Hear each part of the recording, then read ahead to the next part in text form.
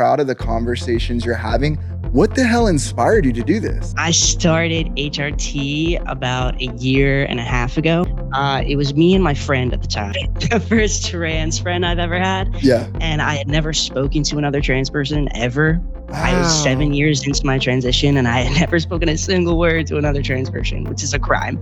That's why your podcast is so important. And I love the fact that there are so many more trans podcasters out there. Only us can tell our stories and our experiences. The most important part is coming together.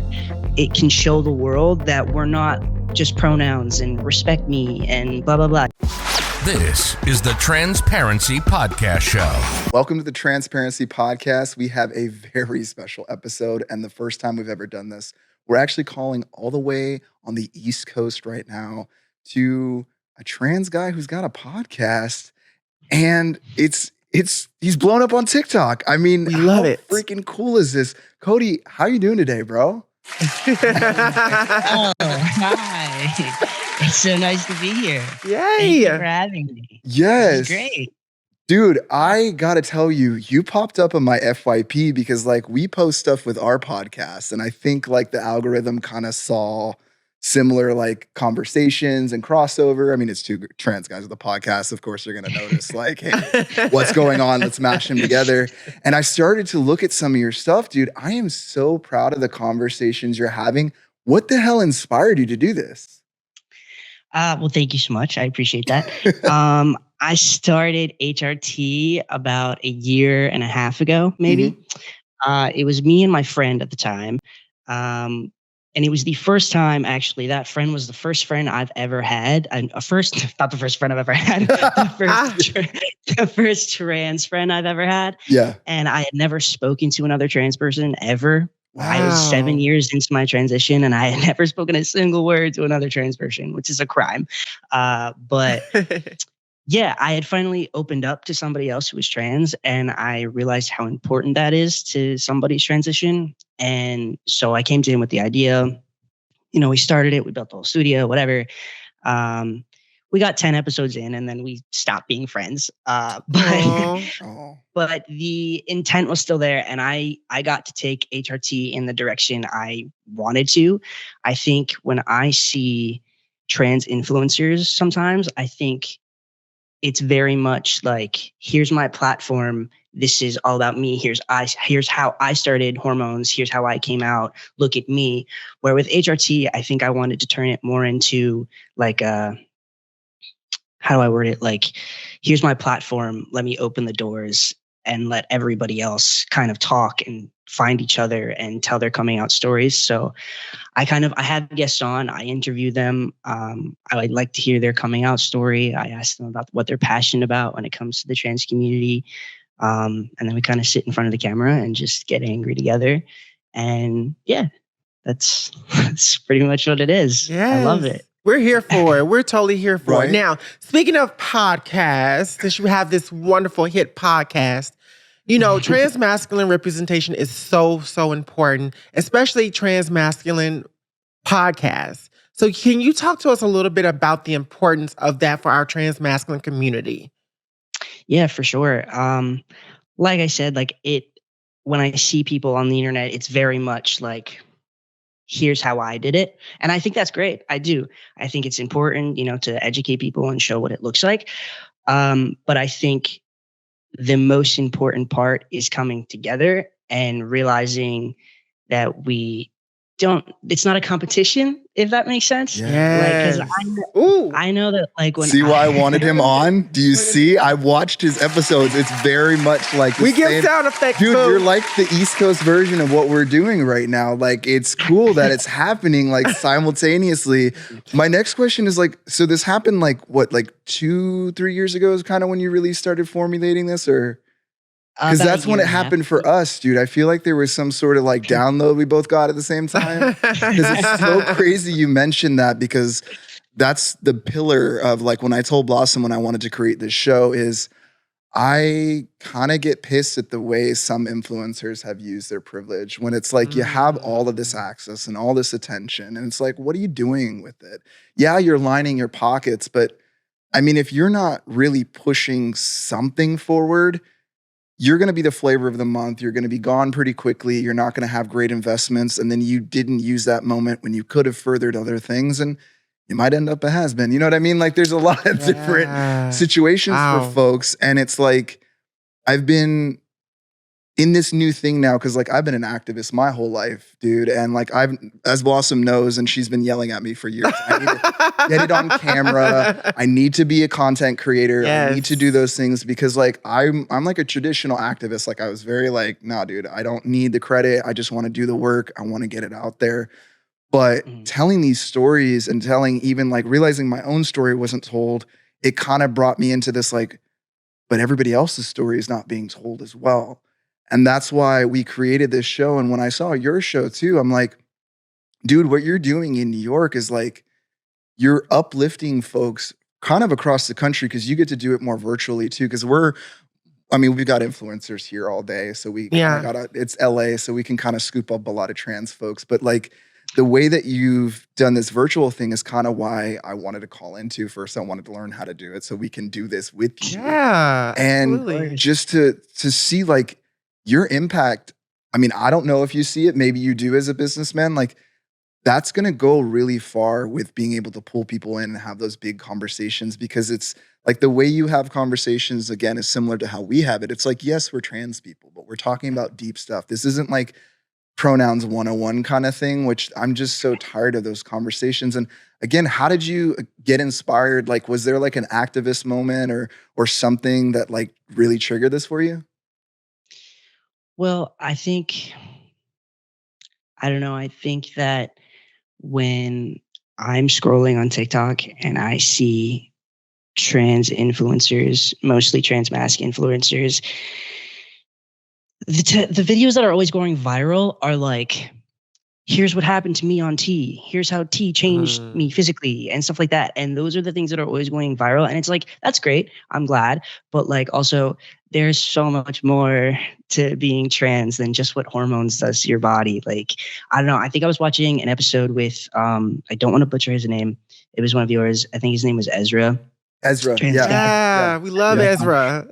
Yeah. And the conversations you guys got into is kind of what I'm getting at, where like the deep stuff and like when trans mass people and trans women too can get into those conversations together, I don't know. It's just, it can show the world that we're not just pronouns and respect me and blah, blah, blah. You know what I mean? Like we are such deeper people than that. Yes, and you know what I mean? That's all. Like when you and Ezra were talking about like packing, I think is what's sticking out in my head right now. Like that's something that you don't see on TikTok. You know what I mean? I know. That's why I had that conversation, dude. I'm having the conversations everybody has in the living room. I'm like, let's put it on camera. Right. Yeah. You're right. Because nobody wants to have those conversations on TikTok. And I get that. But like, I think they need to be had because those conversations are lonely and confusing for a lot of trans guys. And nobody knows how to go about it unless they see other people talking about it. You know what I mean? So yeah, that's kind of how I feel about that. That's awesome. And thanks for watching the episode. I mean, that's what I'm trying to be is really intentional with, especially, I don't know if you can see my intention that I'm really leaning towards trans mask, like raising voices. But at the same time, that's why I'm really intentional about having Blossom on because Black trans women have really paved the way. And even, Blossom's been an ally for me. I've been an ally for her. Like an accomplice. Yeah, accomplice. Let me get it right. You're right. Because I'm willing to get arrested. You're right. Be clear, we use the word accomplice over here. And that's to me, that's a higher honor because again, our liberation is tied and we have these conversations and these nuances about how we find middle ground in that space and like how we can support each other. And it's like, it's so cool to also see another trans mask guy doing it and the way that you're doing it and the authenticity that allegedly you're bringing. You may be a great actor, I don't know. But I mean, the content you're putting out is truly like, it feels really similar to what we're doing. And it feels like this is the next step, I think, in community is having these conversations. Because I've never been a me kind of guy. Like I've always been afraid of the camera. Even right now, me doing all this stuff only really happened in the last like 3 years. Yeah. And it's like, but it's important because these conversations really drive forward. And some of the guests that you have on there, like, you had a conversation again about Buck Angel, and we can totally get into that. And I can talk about that one for days. You know, and that whole conversation. Sorry, I hit 2 by mistake. But there you go. 2 hours later, boom. Oh my God. I love our freaking buttons, dude. We have so many gadgets here, like we don't even know how to do with it. That's There's why 20 we were buttons like, right there. Literally. I think the most interesting part is watching you guys trying to figure out the buttons. yeah, it's literally like it's just part of it. One day we'll be professionals. No, and it's funny that you bring up Buck Angel because again, you know, this is an opinionated show, allegedly, or whatnot. And you were talking about, you know, the things that go viral when we talk about transmasculine people, but you know, sometimes people like Buck Angel go viral for the most stupidest things. And so I'm just really curious to know your thoughts about that and what are you trying to steer away from that people like Buck implement into their content? Right. So my opinion. Yeah, let's go. Solomon is shaking his head like, girl, if you don't leave that button alone. Please leave those buttons alone. He's like deprogramming it right now as we speak.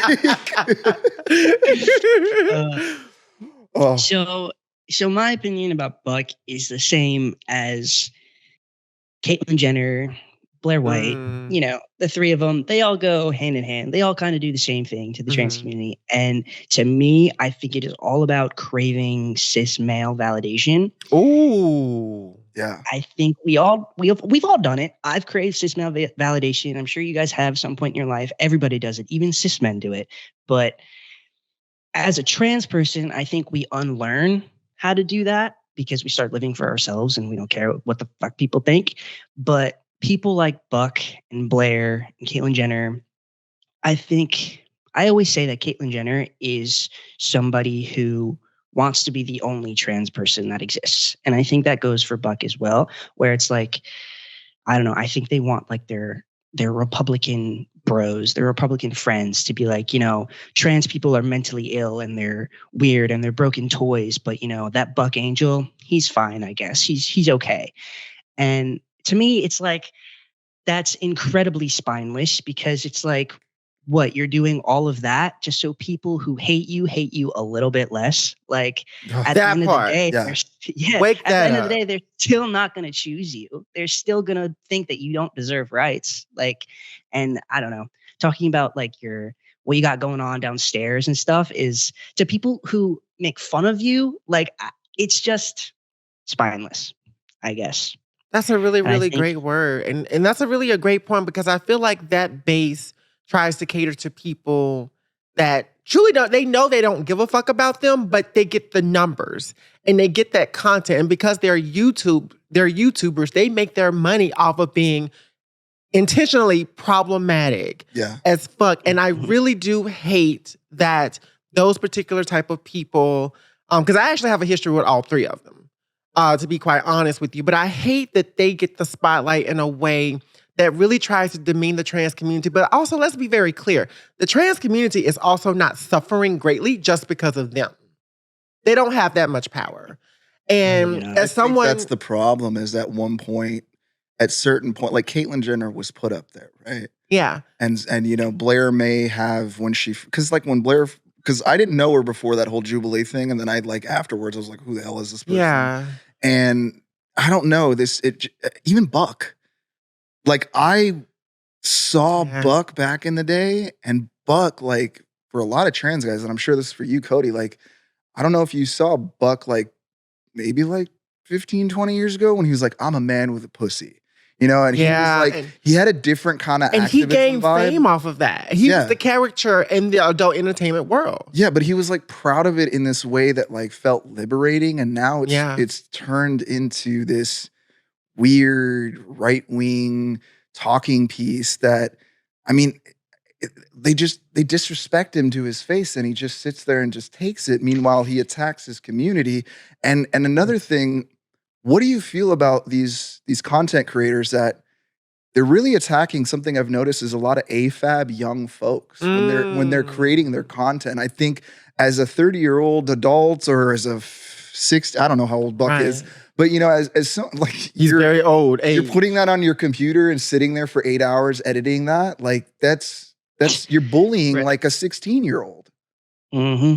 No, have you seen his, I don't know what he was doing. I think it was an interview with somebody, and he was like, I walk around wearing a costume every day. That's what being trans is. It's a costume. I wear a costume. I'm pretending to be a man every day. And it's like, wow. What? What?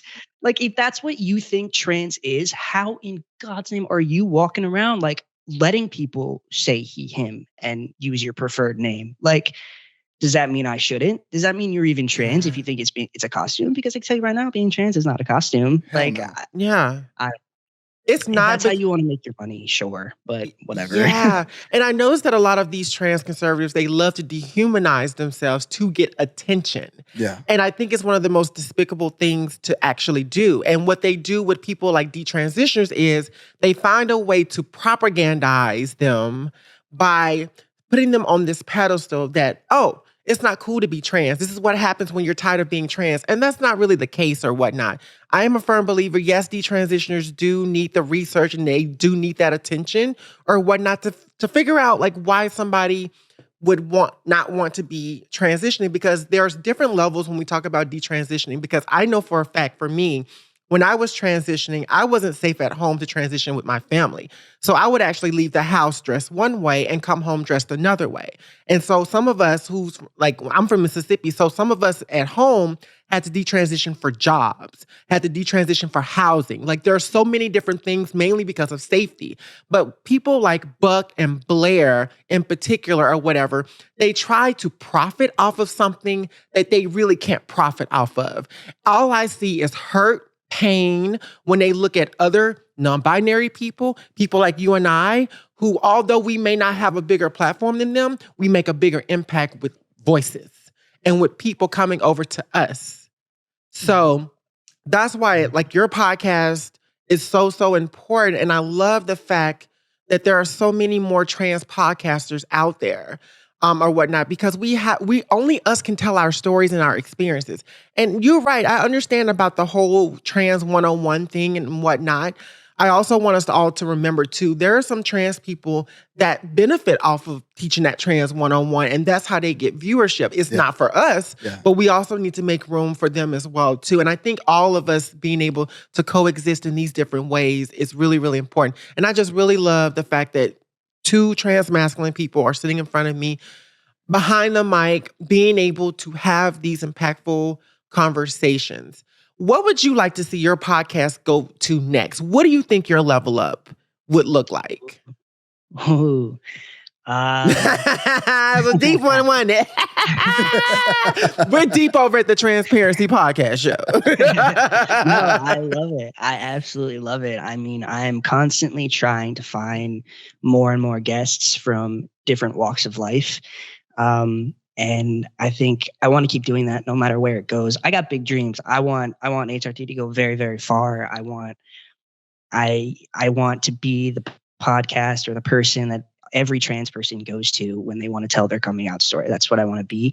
And and I think with that, I think I could do a lot when it comes to Buck and Blair and all these people who are making money off of hating their own community. And another thing about that is like how I'm the type of person who can put something on the internet and get mass amounts of hate from all the transphobes in the world and be fine. I could be totally okay with that.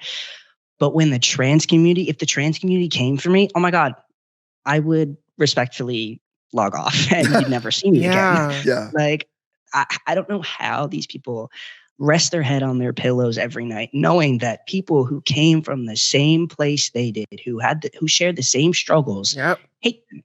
Like, that's just beyond me. And that is just something I never want to be. That will never be HRT. I can tell you that. Yeah. Well, another issue that seems to come up is like the non-binary issue, and there's this pressure and it's definitely a conservative talking point. It seems it's kind of bled into our own communities. And I see this from folks that it's shocking sometimes to hear that they don't consider non-binary folks a part of the umbrella. I mean, there are non-binary folks that don't identify under the umbrella, but it's like you're not even giving folks the room. And then simultaneously, those same folks are saying, well, I don't believe in giving trans care to kids. But then also at the same time, there's that third layer of, well, you got to be passable to go in the bathroom. So it's like, damned if you do, damned if you don't, hard rock, hard place. There's no place for any of these folks to actually go within their ideology. It's like everything always cancels itself out. And I mean, how do you feel when you see that stuff? Like, what does that do to you? Because I mean, it makes me angry, and it's part of the reason why I wanted to have these conversations on the podcast, is to just have those conversations out there. Of course, yeah. I mean, non-binary people deserve a right to be here just as much as the three of us do. You know what I mean? And for another trans person to invalidate somebody's gender is beyond me, because we know more than anybody what it's like to be misunderstood, what it's like to not fit in, to be confused. Like, we get it more than anybody. And to push somebody else out of the community, it's like, when people, that feeling when someone's being transphobic to you, and it's like, why do you care? Like, why do you care so much? It's not your body. It has nothing to do with you. Like, it's just like every transgender person knows that. So for a trans person to say that to another one is just crazy to me, because it's like, we are all just here trying to be happy. Like, I don't know. And the bigger the trans community gets, the more rights we will have, the more we will be seen. Why would you want to not have that? Like, and I think Blair's, just using her as an example, but there's many people who think like her, their rebuttal to that, oh, it's because I don't want my community to look a certain way. And it's like, we're not a monolith, dude. We're not a monolith. Yeah. No. And it does include race too, which a lot of people who watch like that trans debate or whatever, like, why are you bringing up race or whatever like that? And it's so funny because I still deal with comments from the Jubilee video. Like, Jubilee posted a new video and I commented, and some black queer person or whatever that follows me on Instagram, I don't know why, was just talking about, oh, Blair ate y'all up or whatever like that. No, did you actually go fact check a lot of what I said? Because a lot of what I said is actually proven. Yeah. And I think what the other side was just talking about was rubbish jubbish. I say that trans liberals annihilated trans conservatives 100% in that debate.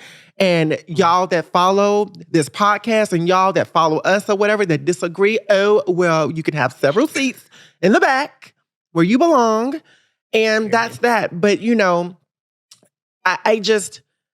I pray for them, and I'm going to be humble when it comes to people like Blair and Buck, because, they're still trans people. Yeah. Despite their harmful ways, because I felt like Blair really did try to harm my safety with her lies and everything like that. And I can boldly say it and prove it. But as a trans person, I still have to give grace and space, because ultimately, everybody that's not trans or whatever, they see us as some type of caricature. Yeah. Mm-hmm. And I hate to admit it.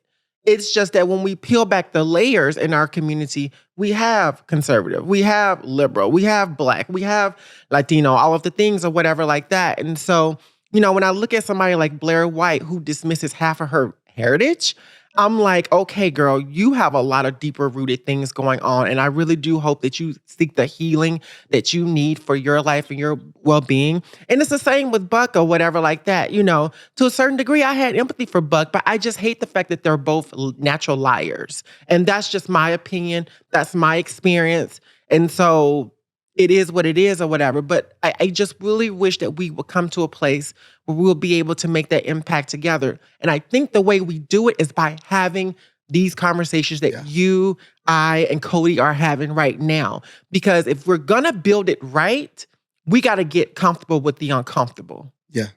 I mean, to that point, with everything that's happened with Next Benedict, if you take a look back at that episode a couple months ago, what was I talking about? I was talking about how the ideology that she was spewing did not consider folks like me because it was only focused on trans women. It was not looking at AFAB folks. Yeah. And look at what happened to next. And there's a part of me that feels like, you know, I don't know how Buck and Blair sleep at night knowing that that's the rhetoric they're putting, especially with the content, with children that they're attacking while allegedly saying they're protecting the children at the same time. And at this same time, with everything that happened with Next, I haven't seen a post from either one of them after the death. I mean, that's got to be some hard shoes for them to walk in at this point, because the thing that we've been screaming that I said in that debate is like, you're going to get people killed. Now someone's been killed. Yeah. How do you feel about that, Cody? Because like this next Benedict thing, it's rocked me, dude. It's rocked me. I said something in the beginning of my episode that is coming out tomorrow. You're right. It is people like Blair and Buck putting out this message into the world that it's okay to poke fun at trans people, trans kids. And it's all fun and games until somebody's actually murdered for it. And you're who people like us are looking at now. Like, how do you feel now? Like, you're so about protecting the kids. Are you happy? Are you happy now? Like, that's how I feel about it. I don't know. Yeah. Because you're setting this example for children. When you're putting content out into the world, you are setting an example. Why are you putting anything out to the world that could harm people, children? Like, yeah. Just like Chaya from Libs of TikTok, I feel like emboldened those 3 girls in Oklahoma. I mean, I can even see, you know, Blair and Buck's connection to this situation. I can see all of these folks with blood on their hands, and you know, the thing that they are not saying, they're not looking at the actual effects of the rhetoric. They're just spewing this rhetoric because, I mean, I don't know if it's capitalistically convenient, because the algorithm does unfortunately reward controversy, and it's like something that we have to deal with. And Blair has she's made a platform off of being controversial. But the thing is, though, and this is just my view again, her controversy can kill. And that's what we really need to talk about. Because from what I went through because of her as a Black person, yeah, I was like, Cody, seriously. The stuff that Blossom showed me in her DMs, I mean, that's why I got angry about it. I was afraid she was going to get attacked. Because these are conservatives. Blair. It's domestic terrorism, and we need to call it what it is in the trans community. Yeah. Anti-Blackness, it's domestic terrorism in the trans community. And you have people like Blair and Buck that benefit off of it. And it's just like, and walk away with no consequences as well. It feels like it's like they're in their silo because they've created whatever, you know, monopoly pocket that they've created. But it's like there's bodies everywhere. There's casualties everywhere, dude. And Blossom, I've read some of the things that I've read some of your hate comments under that Jubilee video, and it's absolutely horrific. And you know that she read those and didn't do anything about it. Like, the fact that she let another trans woman get treated like that is beyond me. It makes me so mad. Like, for what it's worth, though, like, I did a whole reaction video actually to that whole Jubilee video on my Patreon with my friend Nathan. The whole time we were, you know, getting mad with you at Blair and Thank you. And Shane, every time you spoke, we were like, who's this Shane guy? Like, I gotta get him on my That's why Blossom told me to get on camera, dude. Yeah. Like, I've been doing this for I got him 15 on. years. I was like, Shane, come on. And she's like, you need to be a content creator. Stop doing the activism so much. You can do both. Like, yeah. And I think I manifested it in some way because, and you know, I have a whole Discord server with, you know, a bunch of trans people that I push very much because I think community is so important. And when that Jubilee video came out, it, you know, I want to let you know that the trans people with their heads screwed on right, who have a good head on their shoulders, were with you. You know what I mean? I think in those moments, I'm gonna cry. That means so much to me. The silent majority, I'm not gonna lie, did kind of hurt us a little bit, but we had to learn that the silent majority was behind us because we saw a lot of hate comments.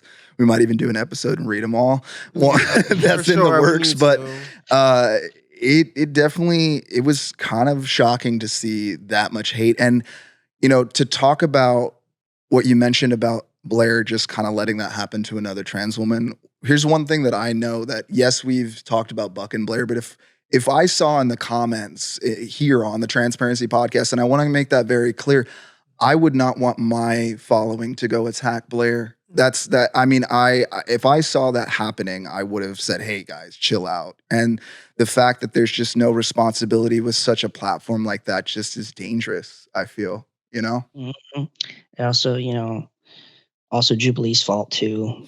Yeah, we're going to do a whole episode on that. Trust, I got some scoop coming in. I actually have some folks from some other episodes so we can talk about like the editing style and how that worked, because we did some research on Jubilee and there's a lot of, investors that we weren't aware of. And even the way the questions were slided, it wasn't presented to us as the way that it was. Like, it was supposed to be a middle ground thing when really it was like, Jersey Shore on crack. It felt like, Cody,